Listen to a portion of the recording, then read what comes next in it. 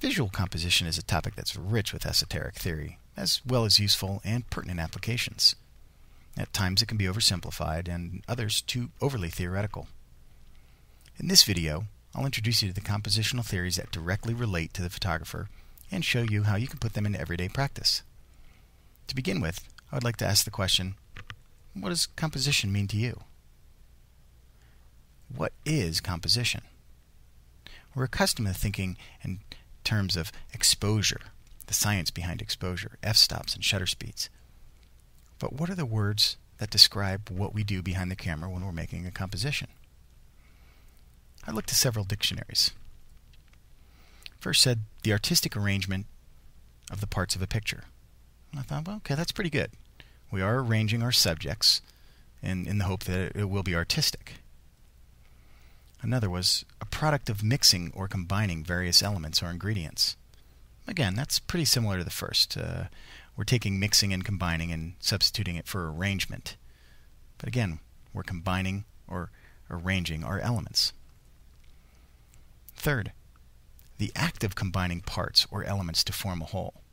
Now we're getting a little bit closer. Combining to form a whole. My favorite was an arrangement of the parts of a work so as to form a unified harmonious whole. Think about that for a second. An arrangement of the parts of a work so as to form a unified harmonious whole. A unified harmonious whole, that is the key.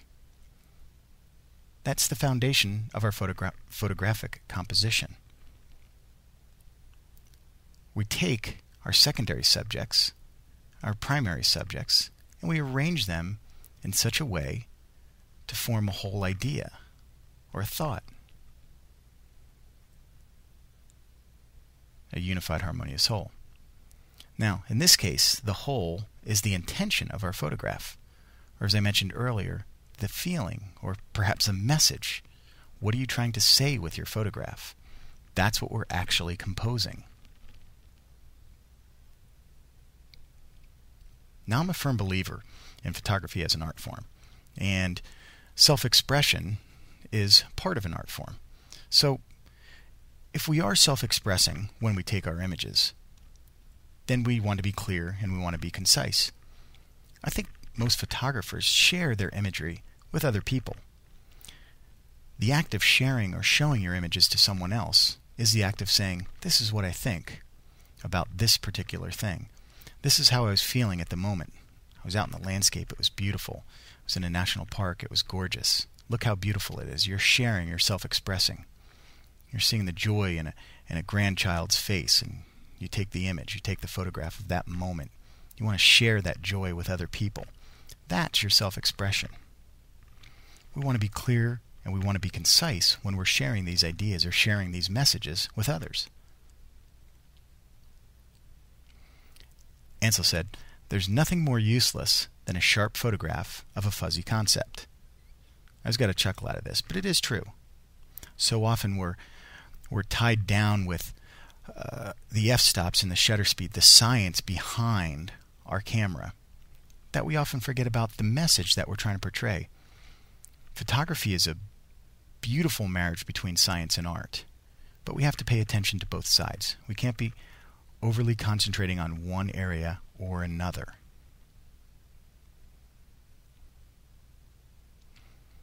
A good photo needs no explanation. Now, what do I mean by that? Well, there is certain times when you need to have words that accompany a photograph. Photojournalism, for example. Maybe a street scene. There's some occurrence. Well, out of context, we might not know where that is, so it needs to be said, this is Serbia, this is Los Angeles, this is someplace in Kansas. But for the most part, when you're creating a piece of art or you're self-expressing, you don't need to accompany your photograph with words. The photograph should stand by itself. The moment that somebody sees the photograph, they should get your message. Or the act of looking for the message is also a joy. So if we don't need an explanation, the photograph stands on its own. Good composition is what separates the snap shooter from the artist. When we all begin in photography, We're out there taking pictures of our friends, our family vacations, and we're basically documenting the scene. As you develop more and more through photography, you stop documenting and you start looking into the scene and asking yourself, why am I photographing this? What is turning me on about this scene? That is what you're actually composing. That is your main subject. That is your idea. An artist should really convey an idea or a feeling. Again, when we first start in photography, we're documenting.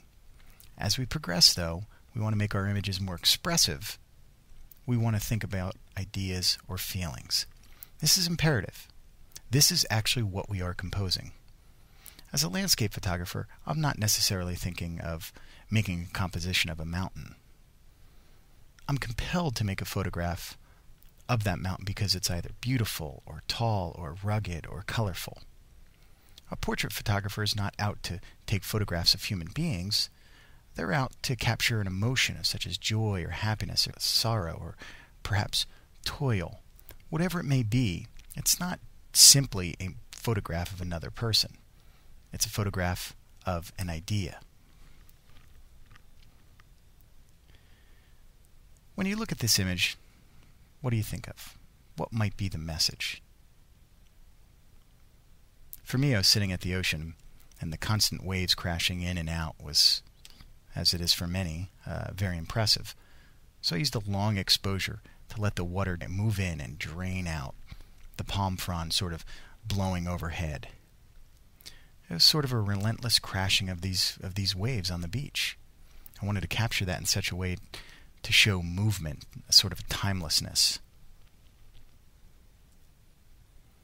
How about this image? What does this mean to you? You could say it's a photograph of just birds. I kind of think of freedom when I see this. When these birds were flying over my head, I thought how free they must be, constantly moving, going wherever they want. But I didn't use a slow shutter speed again to simply stop their motion.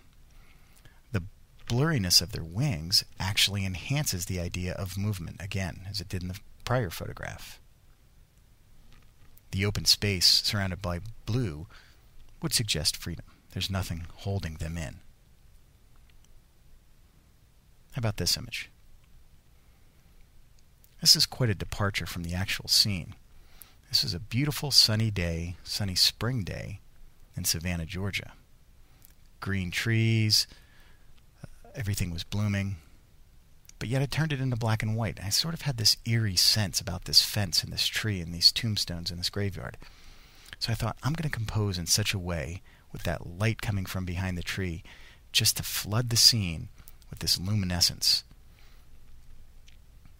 Somewhat of a spooky, surreal feeling. Quite a departure from the actual scene itself. That's the composition, not a fence and the tombstones. How about this photo? It's an interesting composition.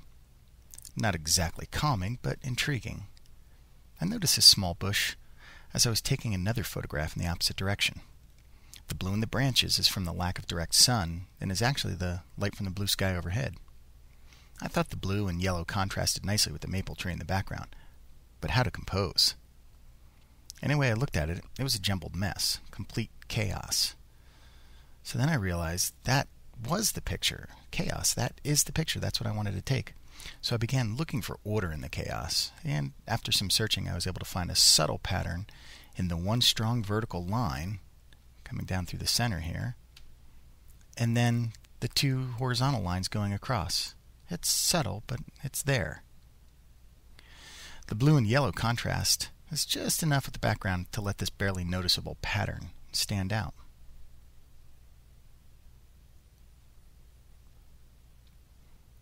Here's an image of my niece. You could say this is a photograph of a child, but isn't it something more than that?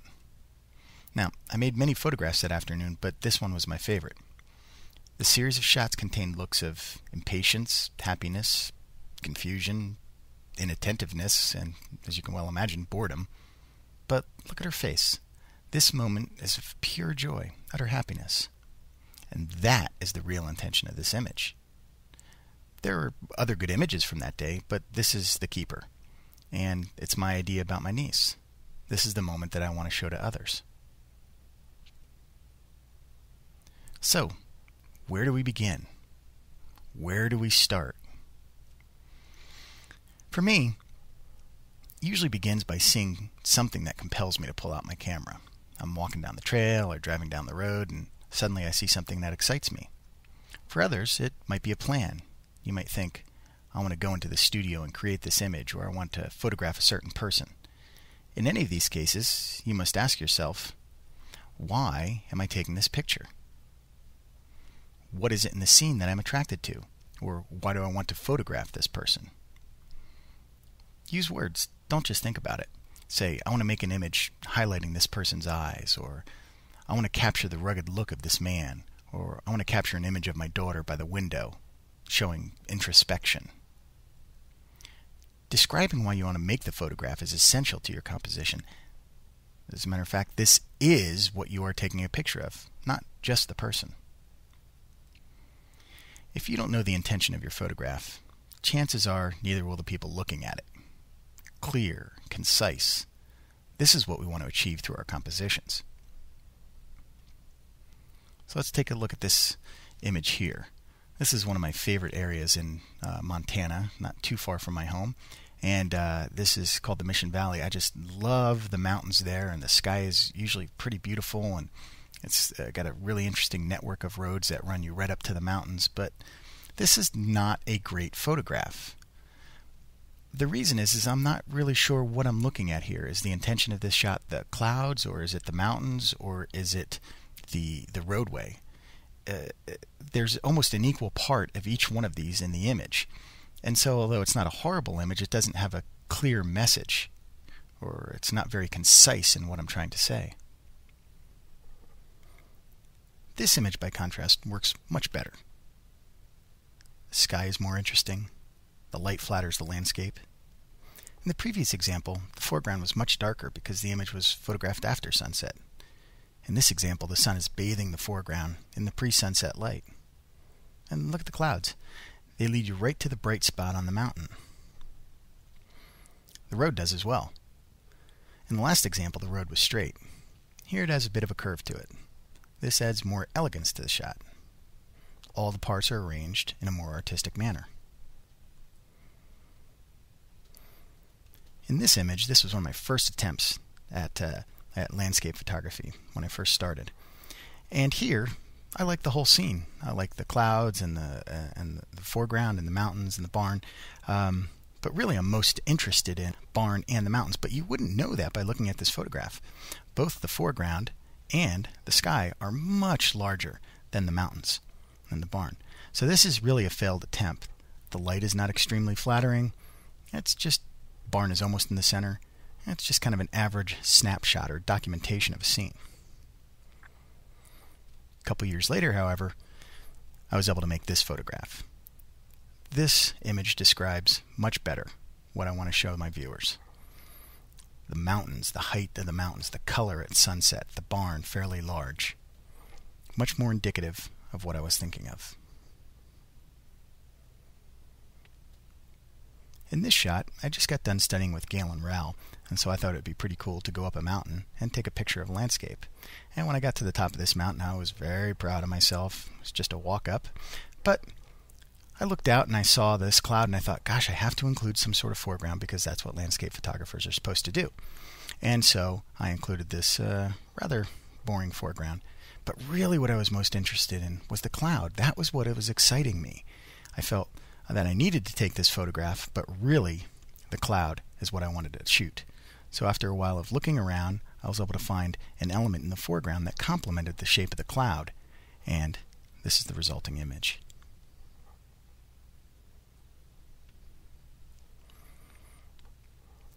In Hawaii, I was underneath this large fern, and as I looked up to the sky, the pattern really caught my eye, and I thought, this is very, very intricate and very interesting. I love the light wrapping around each of these fronds, and so this was the first image I made. But by contrast, I have no understanding of where I am. It's an interesting pattern, so I reevaluated, and I came up with this. Same leaf, same situation, just changing the composition a little bit, moving my body. So the first step to composing a photograph is understanding what it is that you want to say with that photograph. Now, let's take a quick look at how we see the world. Vision is a fascinating subject and one that is not fully understood. Our eyes work in tandem with our brain to produce images that we can understand. It is by no means a perfect system, but one that works remarkably well. So, how does our vision work? How do we take in the world around us? Well, it all comes back to what we can see and what we can see clearly. So, as you're staring at this monitor, you can put your hands out on either side of your body, almost to 180 degrees, and wiggle your fingers, and you can see your fingers. But do you see them well? You're aware of their presence. You can see them, but you can't really focus on them. So, maybe our vision isn't quite that wide. Maybe it's not a 180-degree angle of view. Maybe it's something more like this. Now, putting your hands out in front of you a little bit more and to the sides, you'll get a view like this. And again, you can see your hands, but if you're looking straight ahead, you can't see either one of them very well. Look at one, and then the other one becomes a little bit more out of focus. So some people say that your vision is closer to what you get with a 50-millimeter lens. And a 50-millimeter lens roughly gives you about a 48-degree angle of view. And that's approximated on the screen before you. Again, that's close to our vision, but we can't see everything tack sharp. In reality, our eye sees only 3 degrees. To prove this to yourself, stick your hand directly out in front of your face at arm's length, and I want you to look at your thumbnail. Now, you're aware of the rest of your hand, but can you actually focus on your pinky finger or your ring finger? You can't. That's showing you how narrow our vision actually is, roughly about 3 degrees. So what we do is we're unable to take in a scene before us or a photograph all at once. And what we do is we actually will pick apart small parts of the scene, and then our brain puts them all together, and we can see what's before us. Now, of course, this happens very quickly, but that's how our vision works. So, random eye movement is one sign of a poorly composed photograph. We don't want our viewers searching around the scene for the main idea of the image. We want them to be able to absorb the main idea fairly quickly.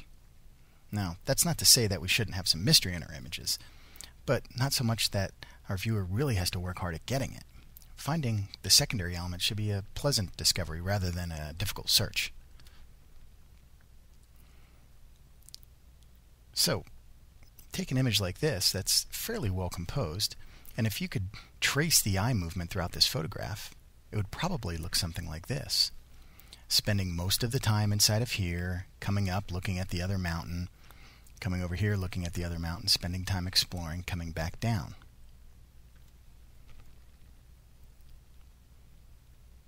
That's the trace of your eyes. Now take an image that doesn't have any main focus or main subject, so to speak, and the tracing of the eyes is going to be much more distracting. It's coming up over in here, looking here, spending a lot of time on the very bright stop sign, another bright color over here, coming over to this bright area, eventually finding its way over to here, and basically just looking all over the image. And when you compare this is a very random and distracted eye movement throughout the photograph. This is not a successful image. Now, if you were to take that same truck and photograph it in a slightly different way, notice how much extra elements are removed from the scene. Imagine how your eye looks at this photograph compared to the first one.